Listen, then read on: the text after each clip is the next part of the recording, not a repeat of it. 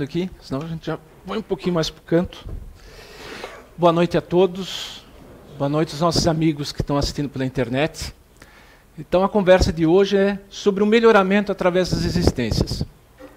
A primeira pergunta que eu faço a vocês é o seguinte: quem aqui acredita em reencarnação? Já é meio caminho andado, porque se não acreditassem a gente ia ter que primeiro convencer vocês para depois poder dizer sobre o nosso melhoramento através da reencarnação.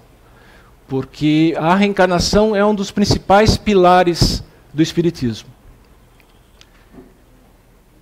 E o que é a reencarnação? No Livro dos Espíritos, que Allan Kardec escreveu na segunda metade do século XIX, eles nos falam na pergunta 114 e 115. Os espíritos são bons ou maus por natureza, ou são eles mesmos que procuram melhorar-se? E a resposta dos espíritos é: os espíritos mesmos se melhoram. Melhorando-se, passam de uma ordem inferior para uma ordem superior. Na pergunta 115, uns espíritos foram criados bons e outros maus? E a resposta é: Deus criou todos os espíritos simples e ignorantes, ou seja, sem conhecimento.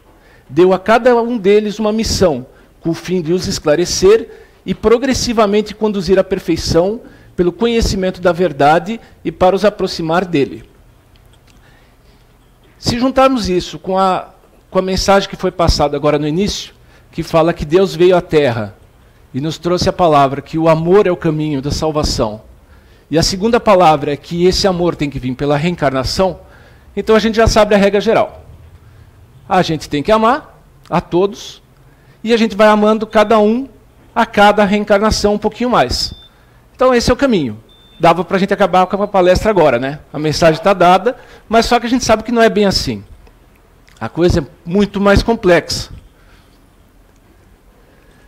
Então, no capítulo 2, ele fala da reencarnação. E a própria imagenzinha já mostra que a reencarnação não é uma coisa tão feliz assim, porque o Zé Bernardes ali está com uma cara meio de quem não está gostando que vai ter que reencarnar. E por quê? Na pergunta 132, Allan Kardec pergunta: qual é a finalidade da encarnação dos espíritos? Deus a impõe com o fim de levá-los à perfeição. Para uns é uma expiação, para outros é uma missão. Mas para chegar a essa perfeição, eles devem sofrer todas as vicissitudes da existência corpórea. Nisso é que está a expiação. A encarnação tem ainda outra finalidade, que é a de pôr o espírito em condições de enfrentar a sua parte na obra da criação. É para executá-la que ele toma um aparelho em cada mundo em harmonia com a matéria essencial do mesmo, a fim dele nele cumprir, daquele ponto de vista, as ordens de Deus. Então, não é simplesmente reencarnar. Muitas pedras vão ser colocadas no caminho, muitos desafios vão ser feitos. E, à medida que a gente for decidindo nesse caminho, é que a gente vai evoluir mais rápido ou menos rápido. Então, na verdade, a gente pode sintetizar a vida como um jogo. Então, bem-vindos, todos nós estamos no jogo da vida, ou melhor, o jogo da evolução. E é um jogo que não tem como sair. Entrou, só vai terminar quando tiver um espírito perfeito. Isso me lembra uma conversa que tive hoje no trabalho. Uma colega minha, ela está lendo um livro que inclusive a gente tem aqui na biblioteca, acho que a gente tem um exemplar, que fala sobre a vida de Allan Kardec.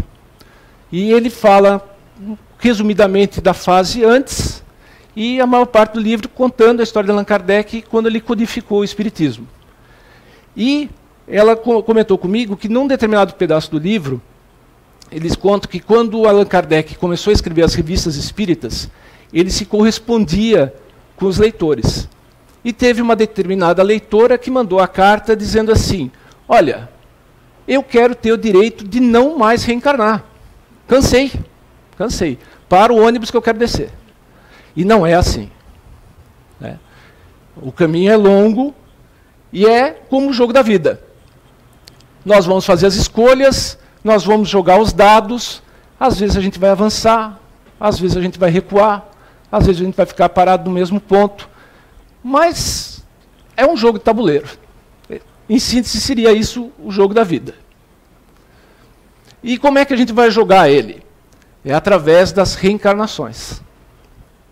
E aí, pela imagenzinha, vocês podem ver que você escolhe, cada reencarnação é uma veste, afinal de contas o espírito, nós sabemos, o espírito é imortal, e o corpo, a nossa veste, é que é mortal, e aí você vai escolher essa veste conforme a prova, a expiação, o desafio que você está escolhendo para aquele momento. A pergunta 196 fala da necessidade de se reencarnar. A pergunta é: só podendo os espíritos melhorar-se pelo sofrimento e as tribulações da existência corporal, segue-se que a vida material seria uma espécie de crivo ou de depurador, pelo qual devem passar os seres do mundo espírita para chegar à perfeição? E a resposta é: sim, é bem isso. Eles melhoram através dessas provas, evitando o mal e praticando o bem.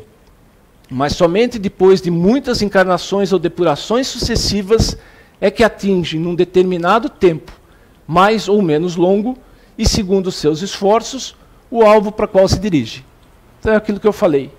São as nossas decisões no dia a dia que vão fazer com que a gente evolua mais ou menos. E não são as grandes decisões, porque a gente sabe que no Espiritismo existem dois caminhos para a gente vir para o Espiritismo. Né? Tem o caminho do amor, que infelizmente é uma minoria, e o caminho da dor, que é a maioria. A pessoa procura o Espiritismo, normalmente porque perdeu um ente querido, porque está com uma doença, porque está frente a uma dificuldade, dificilmente porque ela não sabe de onde é que veio, não sabe para onde é que vai, isso cria uma angústia interior, e aí começa a ler sobre Espiritismo e acaba vindo para uma casa espírita. A maioria com vocês, eu fui criado numa família espírita desde os meus 7, 8 anos, e nem por isso eu vim pelo amor. Né? Acreditava, achava a reencarnação a coisa mais natural do mundo, porque fui ensinado desde pequenininho, mas os preceitos e a filosofia do Espiritismo, eu só fui levar a sério muito mais lá na frente, quando você leva a primeira paulada, a segunda paulada, na terceira você para pensar, mas peraí, alguma coisa tem de errado. Né? E hoje eu tento ser espírita, porque ser espírita é um caminho quase tão longo quanto o das reencarnações. Mas então, voltando a essa questão, então existe o caminho do amor e da dor. E aí a pessoa vem para a casa espírita. E aí aprende a doutrina e, uau, nossa, é fácil, eu vou me melhorar. Vou fazer obras sociais, vou trabalhar num asilo, vou dar esmola, vou mudar da noite para o dia. E aí passa o primeiro dia, sai de casa, o cara fecha ele no trânsito, ele já xinga. Chega no serviço, o computador não funciona, xinga o computador. E aí você começa a ver que não é bem assim. E aí a segunda fase é a fase do desânimo, que você começa a perceber que você não melhora do jeito que você gostaria. Que a coisa não é difícil, porque muitos hábitos, e os maus hábitos estão muito arraigados dentro da gente. E aí que vem o desafio de não desanimar e continuar mudando. E aí nós temos a lei do amor. O amor resume toda a doutrina de Jesus, porque é o sentimento por excelência. E os sentimentos são os instintos elevados à altura do progresso realizado. No seu ponto de partida, o homem só tem instintos. Mais avançado e corrompido só tem sensações. Mais instruído e purificado tem os sentimentos. E o amor é o requinte do sentimento. O espírito deve ser cultivado como um campo. Toda a riqueza futura depende do trabalho atual. E mais do que os bens terrenos, ele vos conduzirá à gloriosa elevação. Será então, compreendendo a lei do amor, que une a todos os seres, nela buscareis os suaves prazeres da alma, que são os prelúdios das alegrias celestes. Então o desafio é nós mudarmos pouco a pouco os nossos hábitos. Cada encarnação, a gente tem que mudar um pouquinho. Por isso que eu coloquei essa página seguinte, que é: se a Terra fosse contada em um dia. Para a gente ver que quando a gente pensa assim em encarnações, a gente pensa 5 encarnações, 6 encarnações, não é isso. São milhares de encarnações. Sabe? Porque são milhares de pequenos e maus hábitos que nós vamos ter que consertar no nosso dia a dia. Esses são os melhoramentos através das existências. Então, se a Terra fosse contada em um dia, até as 3 da manhã, tudo que aconteceu foi a formação do planeta. A origem da vida só acontece às 4 da manhã. Os fósseis mais antigos são das 5h36 da manhã. Das 6 da manhã até quase 2 da tarde, começam a ocorrer as formações das primeiras jazidas de ferro e outros minerais. Às 2h08, as primeiras algas unicelulares começam a surgir. Somente 4 horas mais tarde, então lá pelas 6 horas da tarde, a evolução permite a primeira reprodução sexuada. Então vão aparecer os primeiros animaizinhos multicelulares. Por volta das 8h30, chegam as macroalgas. E 20 minutos depois, as águas-vivas. Mais tarde, às 9h04, surgem os primeiros artrópodes. Às 10h10 da noite, são as primeiras plantas terrestres. O carvão de pântano chega às 10h30 da noite. Os dinossauros, faltando 4 minutos para as 11 da noite. E os primeiros mamíferos às 11h30. E nós, os seres humanos, aparecemos faltando 1 minuto e meio para meia-noite.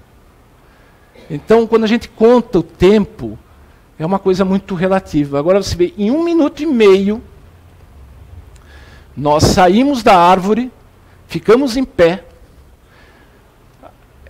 descobrimos como controlar o fogo, matamos o primeiro vizinho com uma pedrada para ficar com a comida dele, fizemos as primeiras famílias, as primeiras aldeias, as primeiras civilizações, conquistamos o planeta todo, modificamos o planeta todo, fomos para o espaço e construímos armas que podem acabar com isso tudo em segundos, em 1 minuto e meio.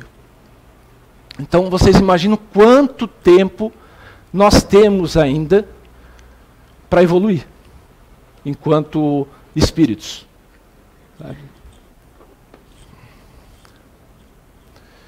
Então, as sucessivas existências.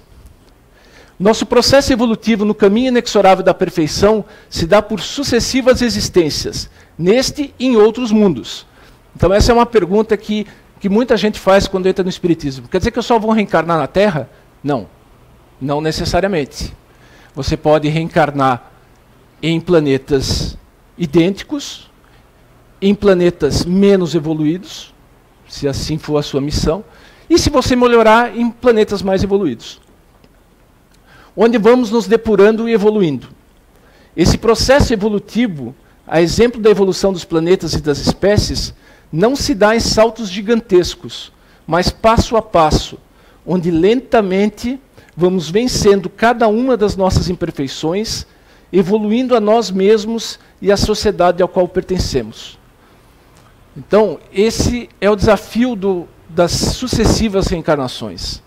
É nós nos modificarmos pouco a pouco. Nós não devemos nos cobrar de dar saltos gigantescos. Virar do que somos a Mahatma Gandhi em uma encarnação. Isso não vai existir. Até porque nem Mahatma Gandhi era perfeito. Eu li essa semana numa revista de história que Mahatma Gandhi tinha defeitos enormes. Um deles é que ele defendia, por exemplo, o sistema de castas na Índia. Então nem ele ainda era um espírito tão evoluído, muito mais evoluído que a gente, mas ainda com muita coisa a consertar. Então essa evolução vai ter que ser dada passo a passo. A gente tem que se cobrar, sim, de modificar, mas modificar nas pequenas coisas, lá no começo, para ir se acostumando.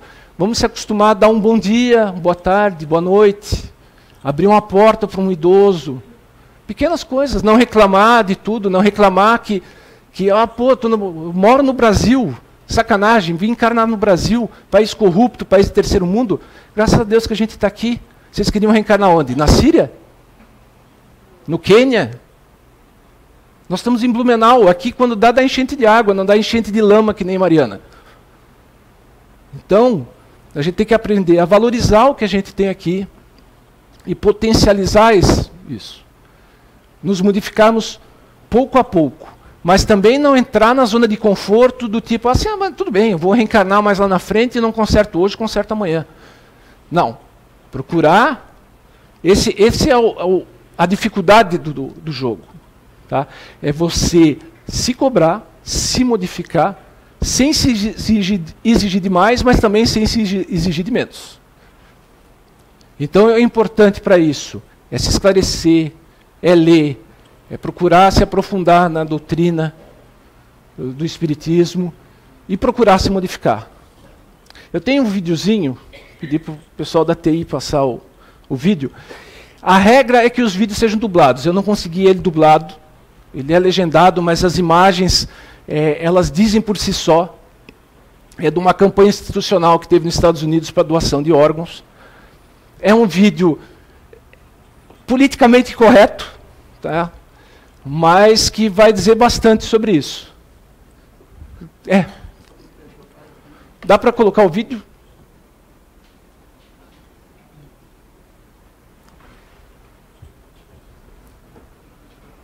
Onde? Ah, tá.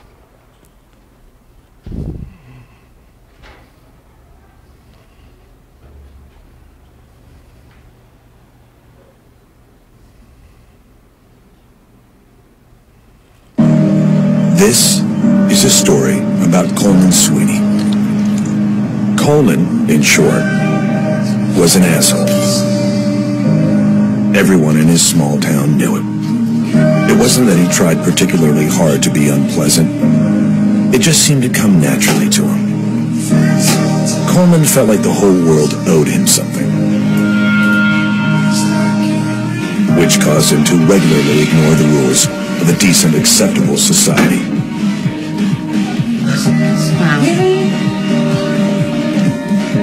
And he hated anything that got in his way. Go, you got it! You got it, go! Go, go, you can do it! And small animals. Even to children, he was an asshole. He was, as they say, born to it. But then, the strangest thing happened. Something entirely unexpected. Coleman Sweeney died. A brain aneurysm. Well, subarachnoid hemorrhage to be more specific. And it came as he argued over whether extra fries should be included in a $1.99 early bird breakfast, which was a typical Coleman Sweeney play. It was then that Sarah found something completely unexpected. Coleman Sweeney had registered to be an organ donor. Nobody knew what caused Coleman to do it, but there it was, generous and majestic.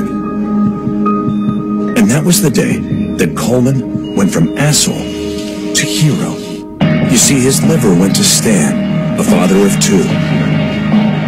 His heart went to Miranda Morgan, who went on to teach for 25 more years. And his tendons went to Staff Sergeant Donahue, who was able to walk again and would never need to be pushed across the street by his physical therapist. And in a moment of small world irony, his corneas went to his 82-year-old next-door neighbor so that she could finally see the crap that her dog made in the side yard and pick it up. Yes, in life, Coleman was a bona fide asshole. 365 days a year, 24/7. Hey, Byron! But in death, well, let's just raise our middle fingers and shout, "Up yours, Coleman Sweeney. You're not an asshole anymore."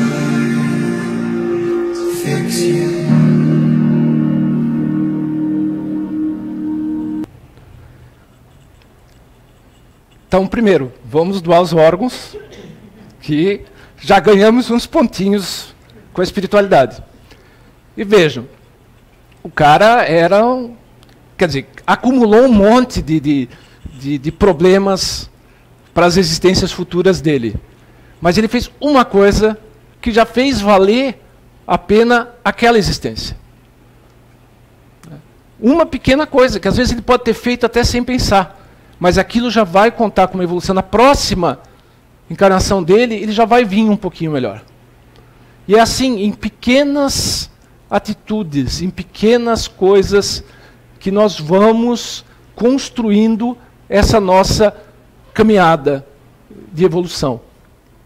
Como disse Chico Xavier, na frase que está ali, embora ninguém possa voltar atrás e fazer um novo começo, qualquer um pode começar agora e fazer um novo fim.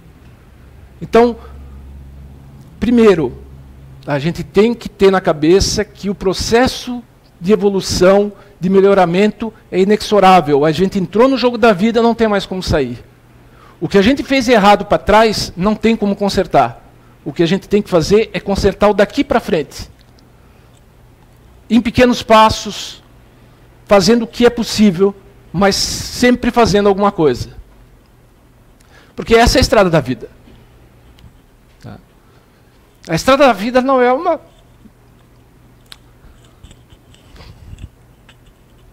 uma highway, não é uma grande reta. Muito pelo contrário. É uma estrada íngreme e cheia de obstáculos.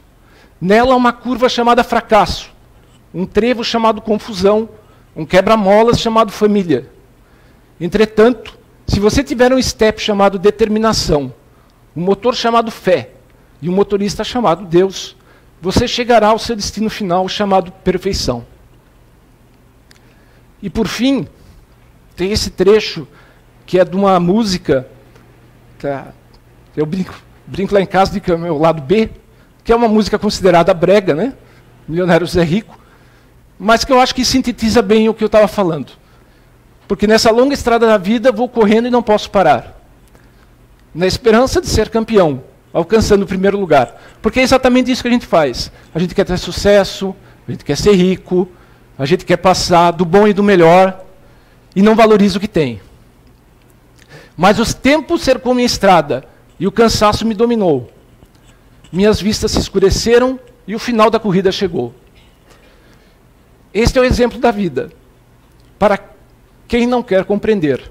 Nós devemos ser quem somos, ter aquilo que bem merecer. Então, a mensagem que eu deixo é que nós façamos o melhor para o melhor merecer. Obrigado.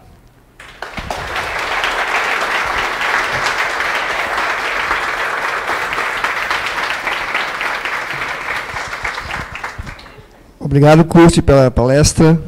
Bom, gente, agora a gente vai entrar pela segunda etapa do nosso trabalho, né? Eu só pediria que